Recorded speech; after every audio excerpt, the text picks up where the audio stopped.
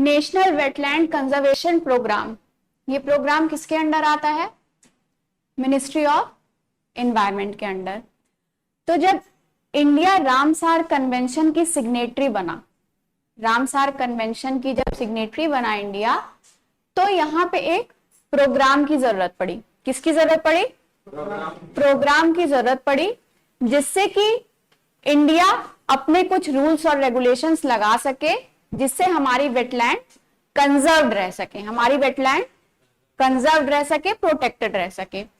तो NWCP was invented in the year 1985-1986.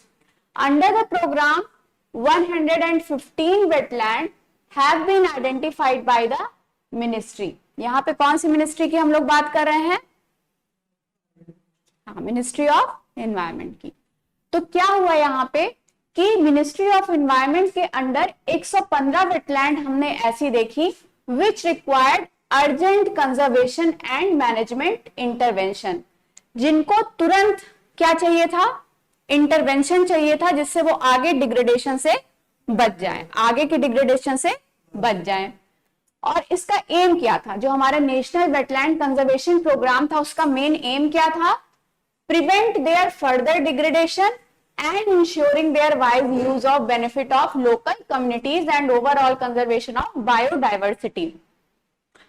देखो, जब हम किसी चीज के कंजर्वेशन में वहां की लोकल कम्युनिटी को इंक्लूड कर लेते हैं, जो वहां के लोकल लोग रहते हैं, अगर हम उनके बेनिफिट की बात करते हैं और उनको इंक्लूड कर लेते हैं प्रोग्राम में, तो वो जो कंजर्वेशन प्रोग्राम होता है वो बहुत इफेक्टिव हो जाता है। वो कंजर्वेशन प्रोग्राम बहुत इफेक्टिव हो जाता है। क्यों इफेक्टिव हो जाता है?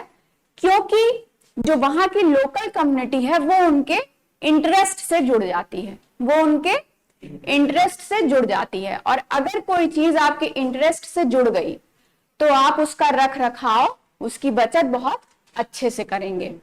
ये इन्वायरमेंटल प्रोग्राम का, जो हमारी इन्वायरमेंटल अवेयरनेस प्रोग्राम चलता है, उसमें एक मूल भूमिका निभाती है। क्यों मूल भूमिका निभाती है?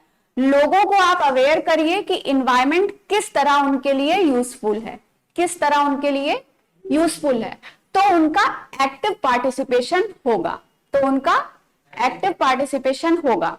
इस चीज को आप अपने मेंस आंसर राइटिंग में भी इस्तेमाल कर सकते हैं।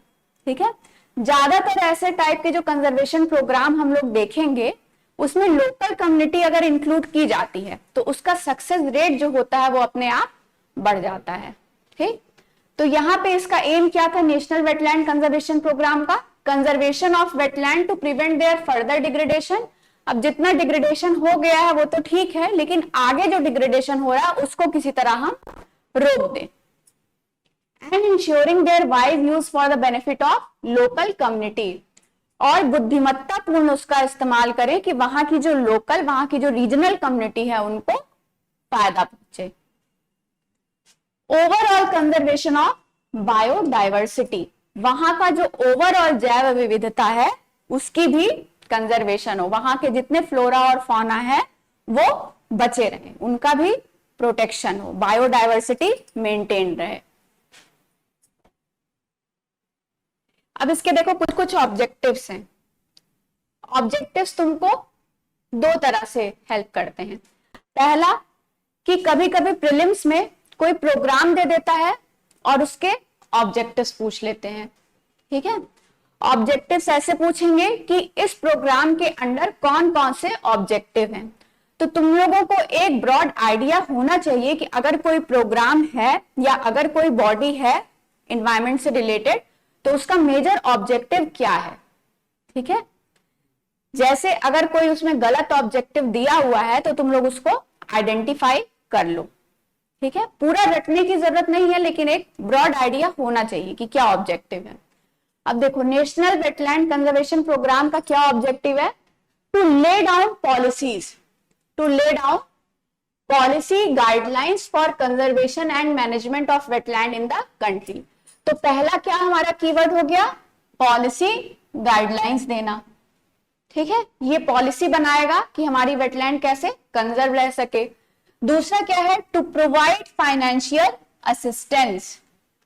ये फाइनेंशियली भी उसको मदद करेगा वेटलैंड के कंजर्वेशन में, फाइनेंशियल मैनेजमेंट भी देखेगा।